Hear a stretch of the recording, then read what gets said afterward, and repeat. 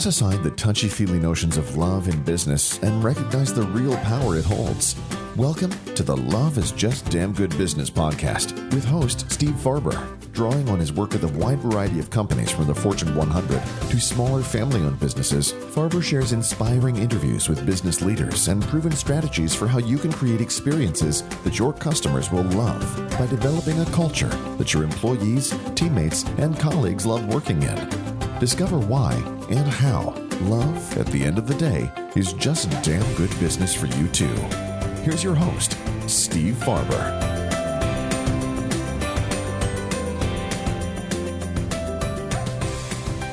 I'd like to introduce our fine, fabulous friends and sponsors from Leapgen, Jason Averbook and Jess Von Bank. I want to tell you a little bit about Jason. Jason is actually a bit of a, I don't know, can I call him a rock star? Can I call him a bit of a celebrity in HR circles? Leapgen is all about the digital experience, the digital workforce. And they work with some really big companies like Nike, for example, and many others. And Jason, they'll tell you the story, but Jason has been a Leap guy for a long time. He actually came through our very first certification program that we ever ran here in San Diego. That actually Steve Delph facilitated. Where's Steve? There you are. And so that was quite some time ago. That was 2010, maybe 9. I don't know. And we've been friends ever since. And he's gone on. He ran the Marcus Buckingham Company for some time. For those of you familiar with Marcus, he originally came out of PeopleSoft. He had a company called Knowledge Infusion, which is what you were running when I met you. He sold that company. Took a little bit of time off to work with Marcus, came back and founded Leapgen based on the principles of Leap as their value set. And Jess Von Bank is my new friend. We've just met recently. She's the marketing maven at Leapgen. We've spent a good amount of time on Zoom calls, getting to know each other. She is really, she's been in this industry for a long time. And has had a tremendous series of successes in a lot of companies, and now she's one of the folks in the C-suite, if there is such a thing, a virtual C-suite at Leapgen, and is really passionate about what they do. So I invite you guys to come on up and tell us your story. Please give a phenomenally warm welcome to our sponsors, Jason and Jess. You want these?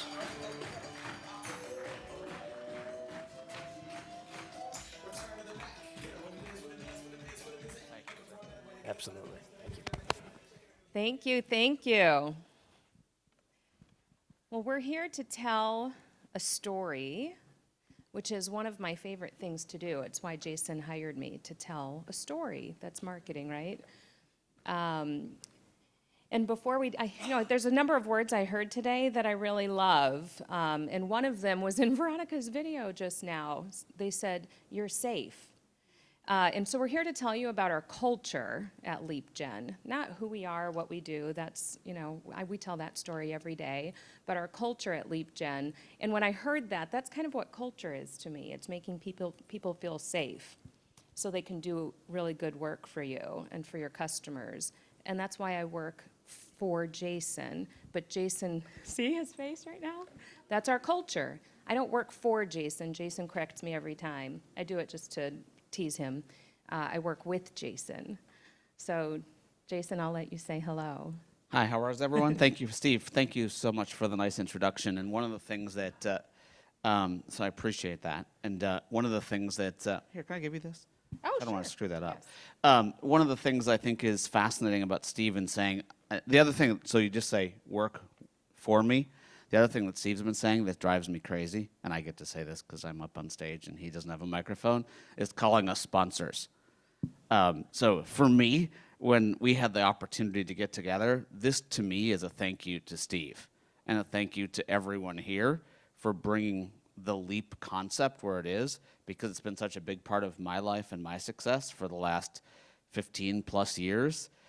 we're not sponsoring anything. I feel like it's a big give back, and I just wanted to make sure that that I said that, because every time he's a sponsor, I'm like, dude, thank you, because without this, I wouldn't be here. So thank you.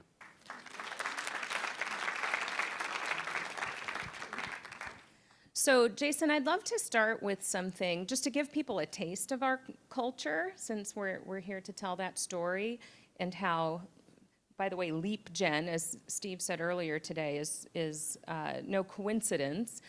We are founded on the values of LEAP: love, energy, audacity, and proof. And we infuse that in our own culture, in the experience we create for employees, and we hope that will infuse the experience of our clients, and it does, and it proves radical results, right? So we'll tell you that story. One of the ways the other thing I heard today that I really loved was being a raving fan of your clients. My job is to create raving fans out of our customers, but I love flipping that concept, being a raving fan of your clients. So let's start with a clearing. Will you do that and explain what that means? Yeah, so fascinating. One of the things that a great entrepreneur taught me way back was to adopt things that your companies or your customers do.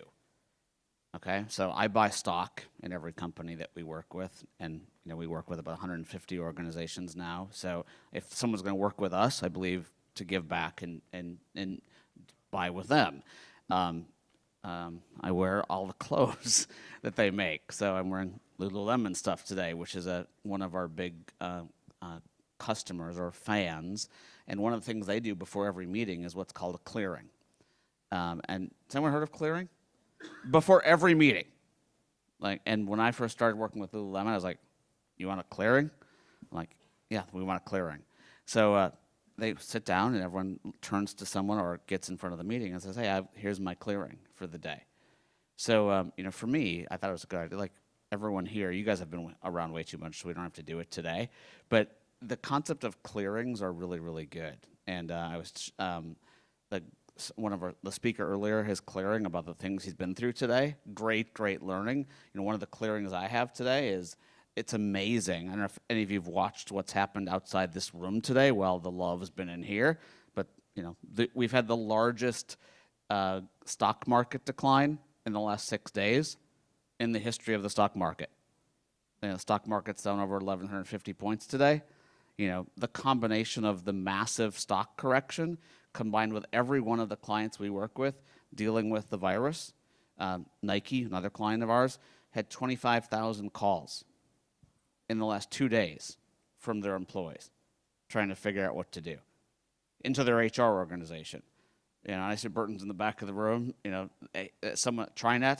TriNet is our supplier, so has been the supplier of us at Marcus Buckingham, our supplier now. They have to be dealing with the same thing. So my clearing is that we all go through all these things, and we heard from one of the speakers earlier about all the things going through. Love, and this concept of love, is our foundation. It grounds us in these moments when the outside world does weird stuff. Sorry, because it takes you back to something. So. Jess, I'm sorry, I don't know where this falls in our script, quote unquote, which we never have, but the concept of the love values and the clearing, every one of our company meetings, which we do every 2 weeks, we start with what we call LEAP values. If anyone's uses Slack in their organization, we have a channel called LEAP. Every time I see a LEAP value, which we probably get 50 or so a day of our employees giving LEAP values to each other, I'm like, shit, we owe Farber more money because we're using Leap for everything. Excuse my language. But it's a key component to what we do. And I just ask you guys, for the 3 companies that I've had the opportunity to be CEO of and to then exit from and to sell, it's been such an amazing part of it that the companies that have bought us have actually bought us because of our culture and the love part more than the stuff that we've done.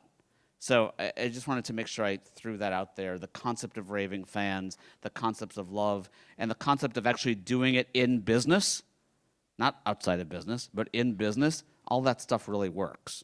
And I hope that just us being here and being able to sponsor a small part of your experience is proof of that. So What Leapgen actually does is consult in the HR space, and specifically around HR technology. That part doesn't really matter, but I make the point that we work with HR leaders who are trying to make it easier for their workforce to do the best work that they can possibly do. And we have a pretty unique approach to that, and this is where our culture ties in. We talk different. Nobody in HR technology, which is a very conservative space, focused on compliance, and we work with people implementing technology who are often system administrators, and they configure things. I mean, it's a very technical sort of space. And then we come in and we talk about creating an experience and helping people work better by making work about people and helping them, work more naturally, which means understanding your people and allowing them to be human, And so when Jason, and it's absolutely true, I have the easiest job in the world. I have to amplify the voice of a celebrity, speaker in the HR space. He really is. He's well known. He's a thought leader in our space. But Jason comes into companies and talks differently, which gives immediate pause. Like, why is he talking about, knowing your people intrinsically? It's a very different way of talking, and it's also the reason I wanted to work for Jason. I've been in this industry for a long time. See, that face that he, in the picture of us together, he gives me that look all the time. One of the things, if I could just, one of the things I think that's interesting is that, how many of you are in HR? Okay, it's so fascinating. So I got into the thing by mistake, and I always ask, last month I was in Mumbai, and I gave a speech in front of about 5,000 people, and I asked the question, like, how many of you were raised to be in HR? Because the whole room was HR people, and there's only one person that raised their hand.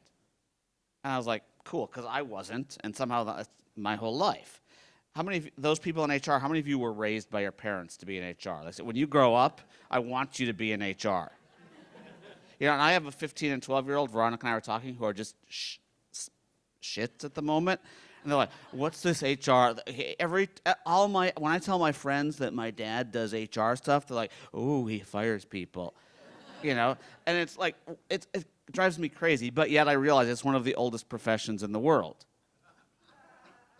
One of the oldest professions in the world. But the concept that's really important is this one person in Mumbai stood up and she goes, she raised her hand and she said, my parents didn't raise me to be in HR, but my parents raised me to care about people. And I was like, wow. First of all, I was like, only in India. But then second of all, I was like, oh my gosh, it's so true. Like the concept of HR, the profession, people think of like, oh, if HR is calling me, like I got a call from HR. Like it's a negative. And what's happening as we speak is the industry shifting to focus on, hey, if I get a call from HR, it's HR helping me be a better leader, helping me be a better worker, helping me do my job better. That's shifting. It's shifting really, really fast. And what's happened is organizations, as they've realized there's no more like jobs everywhere, all of a sudden I'm fighting every day to keep the people I have. I have to pay more attention to them. So the concepts of love and experience are more relevant today than they've ever been in before. Before, I was able to dispose of people. Now, if you look at retail organizations, they can't actually hire people in mid to upper class communities to work retail jobs because the kids don't want to do those jobs. It's a weird change. And if you think about the concept of gig workers, or you think about the concept of experience, every customer we work with, I tell my kid, go on their site on your phone and try to apply for a job. So he was on Nike, did it. He's like, I don't know what to do. I'm like, what do you mean you don't know what to do? He's like, there's nowhere on here it says jobs. What? Wow. Well, and the funny thing is, I'm like, what, dude, it says careers. He's like, I don't want a career. I want a job. I was like, oh my gosh, he's exactly right. He's 15 years old. Like that's HR speak that we're all having to turn inside out and realize that, hey, the people we're trying to talk to actually don't speak that language. Like when I go in and say, I'm having a baby, I don't say I'm having a dependent. Like, hey, doctor, I think I'm having a dependent. I'm having a baby. So all of that world we live in is much more tied to experience and love and energy than it ever has been before. And that's where the work that Steve's book has done really fits so beautifully into how the world is shifting. So one of the things we do with organizations when we go in is help them transform work. And that's what I mean about you talking, if you're going to make change, right, and mean it, and for it to sustain itself, you really do have to create a shift in mindset, which means you have to talk differently and you have to help people think differently. So doesn't that take a long time? Like, we are a for-profit business. Doesn't it take a long time to go in and flip the script like that? Well, it takes a long time. It doesn't take. It takes a long time. But there's also a very big sins of the past thing going on in the world. We saw the quote about engaged employees. The reason employees are not engaged is because we've all treated them as numbers. We haven't actually made heads count. We've actually counted heads as a function. So as we shift the function from counting heads to making heads count, what's fascinating about that is I have to flip the script. I have to focus on the concepts of changing the mindset of one of the oldest professions in the world. And I have to realize that combined with this thing, and one of my favorite questions to ask of all of our customers, it's 2020 outside of work. What year is it inside your company? And when you ask them that question, like, you should see the faces. And I'm like, so how many of you have used 10 apps today? And how easy is it to get stuff done? They're like, oh, it's really simple. It's great. Like, what happens when you get to work? Well, we've still got a fax machine. We've got 9 steps of approval. Like, what happened? Like, you go from here to here, and all of a sudden it changes. And guess what happens when you've got like the 15-year-old Brad I was talking about, mine, that all of a sudden goes into a company. What does he do? He's going to abandon. He's like, I'm not dealing with that. Like, I use language, and I'm old. I use language that he doesn't know what I'm talking about. And we have to realize that we have to change that. It can't be 2020 outside of work and 2000 inside of work, or 1990s, because guess what? The companies that actually think different, and Burton's company is one of those that actually helps with this, actually helps organizations realize that, gosh, I saw Burton. I didn't mean to share a quick story. We just hired a person into our company from a huge company. I'm not going to name the name, but now he's on TriNet. And TriNet being the backbone of what we do, it's been really fascinating because all of a sudden he said, "Wow, working within Leapgen, it's easier than working in this Fortune 10 company." I was like, cool. Yeah, that's because of TriNet. Like, we were able to make that part easy so that we could focus on the love that he has to show to the quote-unquote customers or fans that we have. I think some of the values that, when you're driving change and asking people to grow with you, which involves, growth mindset, getting out of your comfort zone, and to lead transformation in their organization, which is a lot of what we do.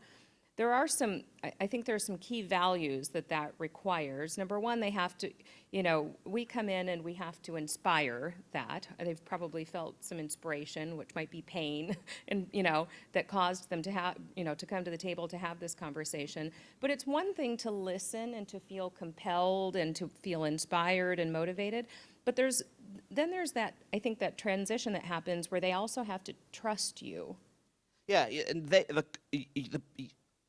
trust is such an amazing word. Sorry, I got choked up about it. They have to trust you, and you have to trust them.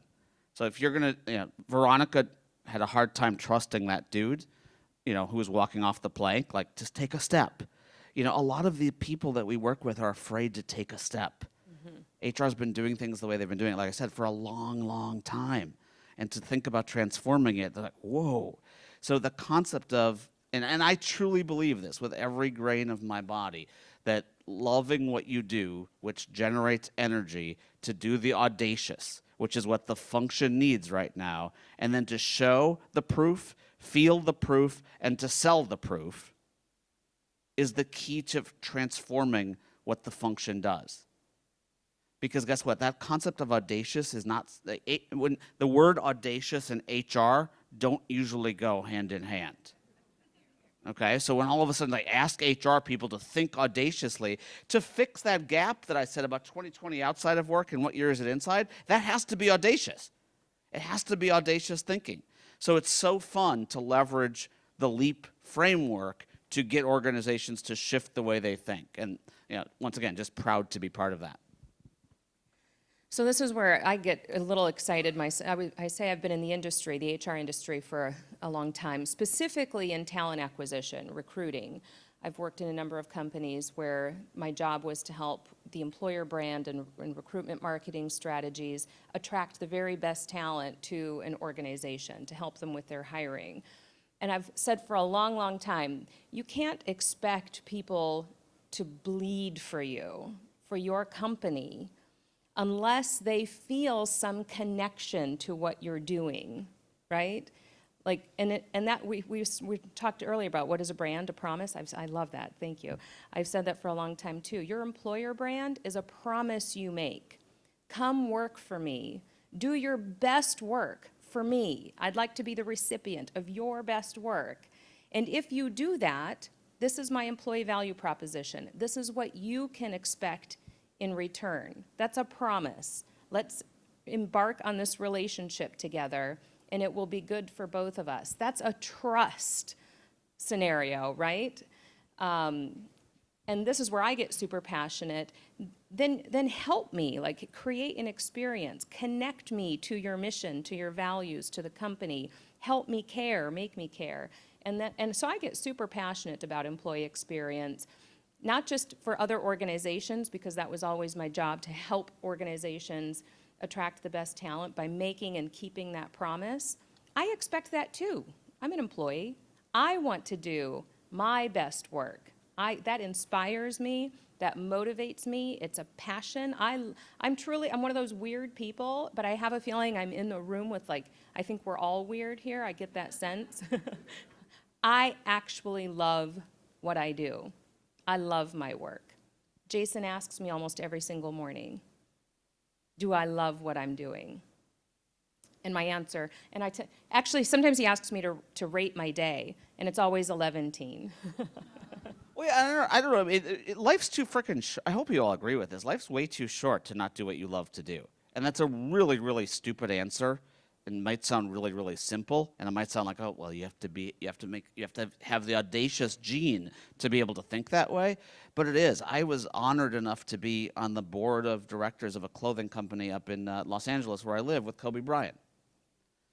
And that hit me really hard in the last 3 weeks.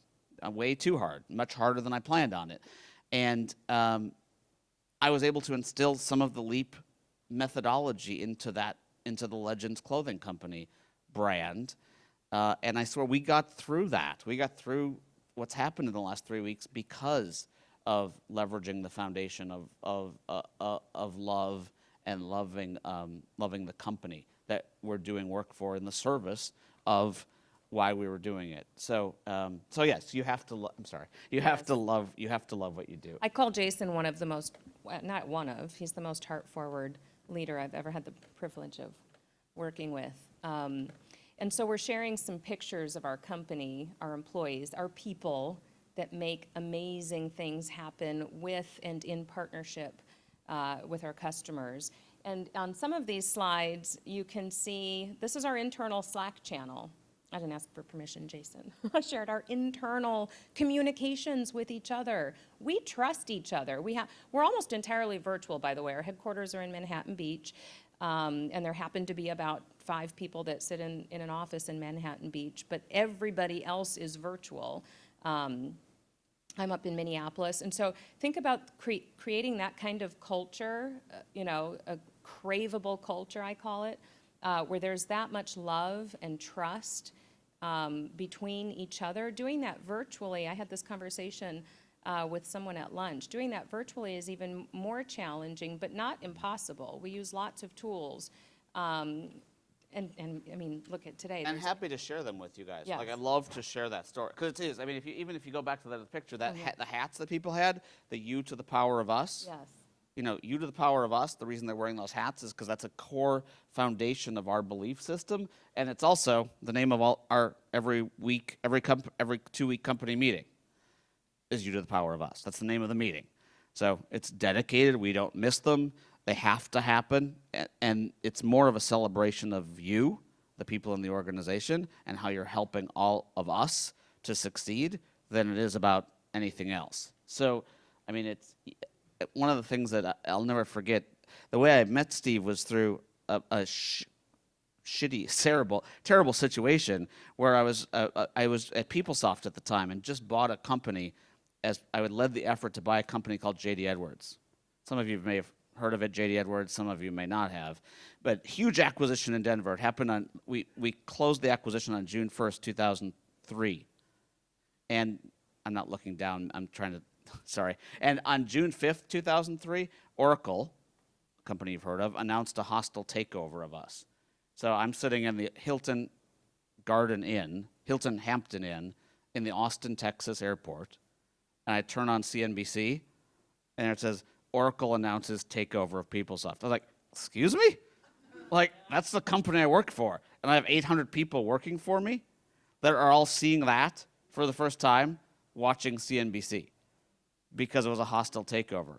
And it's the weirdest thing how stuff happens. In the Austin airport, there's dude's book, Steve's book. I'm like, I better pick up a book on leadership. This is a true story. So I'm like, okay, well, I've got 800 people who don't know if they're going to have a job tomorrow, including myself. I really don't like reading leadership books, to be honest with you. But I was like, wow, this looks really interesting. And that's how I got onto this journey. So weird stuff happens, you know, and then all of a sudden I reached out to him on old school, early Twitter back at the time, like, hey, dude, or Facebook. I'm like, dude, we need to talk because I need some help. And that's what started the relationship. So, yeah, weird stuff happens. But if this would have been instilled from the beginning and PeopleSoft had a very good culture, by the way.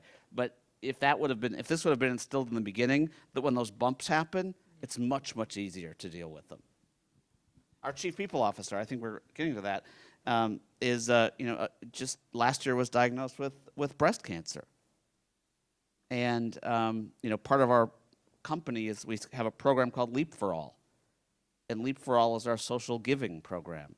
Last year it was all about breast cancer awareness. And we did that for Kim, who is our chief people officer.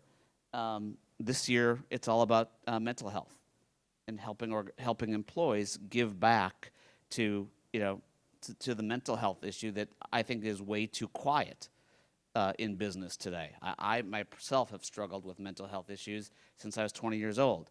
Yet a lot of people are afraid to say that stuff in the world today. So anything that we can do to help bring that to life, to me, is once again following the work about when Steve talks about love in business, and love is just damn good business. These are all aspects of how you can bring love into business. That's why one of my favorite word is permission. And to me, that has a lot to do with culture. You give people permission to be real, to be authentic, to show up and be witnessed as their full, authentic self. And we definitely have that culture at Leapgen. That's why I'm sharing on some of these pictures. We use Slack. That's one of the tools we use to stay connected and to be collaborative and in communication with each other all day long. I can't walk next door and knock on somebody's office door and ask them a question, so we use video chat and Slack, and I share like screenshots with timestamps and everything, because I want you to see in every of these messages, the way we show each other love on a regular basis is sort of insane. Like, it's almost unbelievable. People don't believe that our culture is real. It seems like a dream. Not everybody experiences that, and I realize how lucky I am, but I also think everybody should have that. But we send each other messages, hashtag, like you can see all of these values hashtagged everywhere, love, energy, audacity, proof. We have a Leaper Values channel within Slack where all we do is give kudos and love to each other. Tomorrow morning we have a company meeting, our company huddle. We do it every other week, as Jason indicated, and we start off by sharing Leaper values.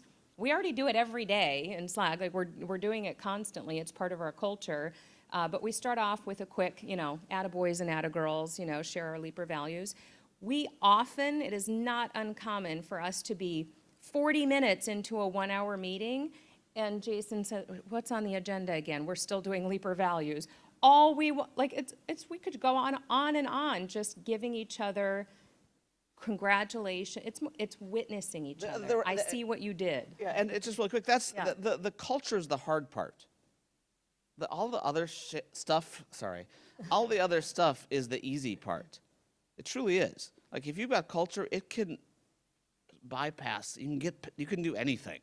I really believe that. If you have a good culture and you have the right people, you have people that believe in what you do. Like tomorrow, if we decided that we wanted to go into the business of, selling countdown clocks that we're way over, I truly believe that our team would all be all in and say, hey, let's build the best countdown clock that actually buzzes your ass instead of just flashing at you, when it's time to get off the stage. I mean, I really think that the culture usurps everything else. So, this is very audacious of us to go on and on when we know we're standing between you and drinks. Yeah. It's quite audacious. Okay, so really quick, some of these pictures that you're seeing are at our company offsite last year. We spent time at Lake Oconee in Georgia. We're still a small enough company we can do this. Our offsite, and lots of companies, big companies have big sales kickoffs and internal, meetings and that kind of thing.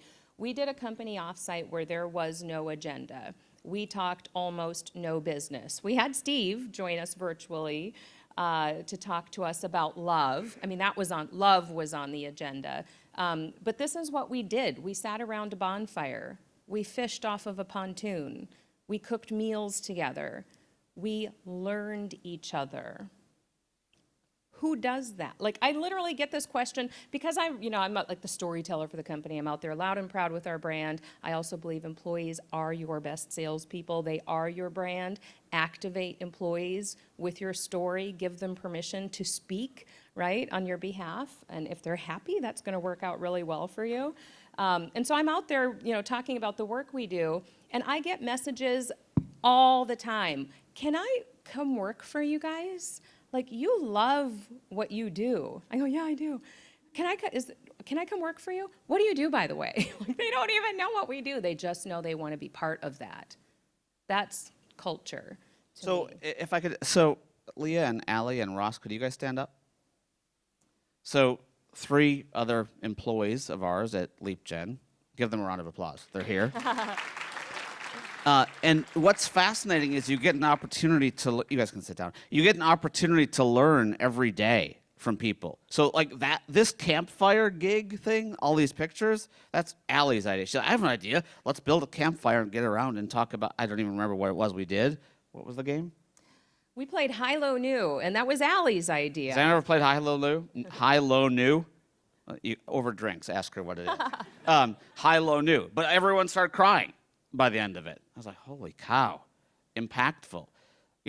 Ross, one of our newest employees, came to us from ServiceNow, another big organization out in the world. And I'll never forget my interview with him. 45 minutes into it, I was like, dude, stop telling me about your history. Tell me what you like to do, what sparks you, what you're passionate about. And he said, no, I'm really good at telemarketing, and I'm like, dude, tell me what you want to do for fun and what you love to do. And that, if you have those people, like I said, you can do anything with it. Sorry. And there's Ross sitting, apparently we love bonfires. That was the fire pit outside here. That was last night. Just last night. Oh, yeah. And that was a message Ross wrote to Jason after that interview. It meant something to him because again, we talk differently. We We talk about passion and love, and I just want to know about you as a person. That's pretty cool stuff. Steve stood up, so we better hurry. I know, Steve is standing. Yeah, lots more pictures. We're pretty proud of the culture we've built, and we do believe that when you build that kind of culture, people just want to nuzzle up to it, right? Including your clients. And that's the value we look for, and we're pretty proud to share that story. Really quickly in closing, 2 other things. Oh shit moments, I try to create them all the time in the company. And I hope you do in your life. It sparks things. And they don't have to be bad. They don't have to be things that are deadly. But like, wow, keep things like energized, keep things fun. That's what those shit moments are. And we've also adopted the greater than yourself mentality. So in every one of our hiring processes, we have the greater than yourself mentality. And we haven't talked a lot about that today, but how do we make sure that you're hiring someone better than you? And to look someone in the eye and say, hire someone better than you, they're like, won't they eventually have my job? Like, bingo. That's what we want. Okay? And those concepts are really, really hard to get across. So I just wanted to say from a Leap standpoint, we named a company after this, Leapgen. When people always say, well, Leapgen, hey, we're leaping to the next generation of work. I'm like, no, love, energy, audacity, proof. They're like, seriously? I'm like, yep. It turns out love's just damn good business. Oh, did I just say that? Weirdly, yes. But the concept of OSM and the concept of greater than yourself, those are also things that are instilled. So thank you for having us. Thank you for letting us, quote, unquote, sponsor. But more importantly, thank you, Steve, for letting us adopt your philosophies, bring them into now 3 businesses, and have them be a key driver of success. So thank you.